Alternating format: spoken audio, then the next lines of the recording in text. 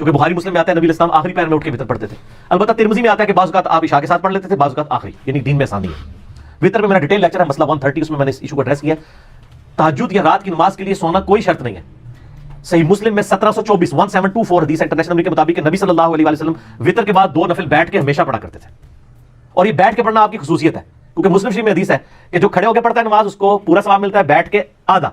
और नबी इस्लाम एक दफा बैठ के नफिल पढ़ रहे थे, मुस्लिम शरीफ के अल्फाज, एक सहाबी आए हुजूर के माथे पे हाथ रखा, कहा या रसूल अल्लाह तबीयत ठीक है? कहा ठीक हूं। कहा या रसूल आपने तो कहा बैठ के आधा सवाब मिलता है, आप फरमाया मुझे अल्लाह ताला बैठ के भी पूरा ही देता है, ये तुम्हारे लिए है, ठीक हो गया। तो ये मुस्लिम शरीफ में हदीस है, ये सारी इकट्ठी हदीस है 1724 ऑनवर्ड आप देख लें। और सुनन दारमी में और सही इब्न हिब्बान में ये हदीस मौजूद है कि नबी इस्लाम ने फरमाया कि रात की जो बेदारी है एक मुश्किल काम है, तो जब तुम वितर पढ़ लो ना तो 2 नफिल पढ़ लिया करो उसके बाद। अगर रात को ना भी उठे तो अल्लाह ताला तुम्हें सवाब दे देगा।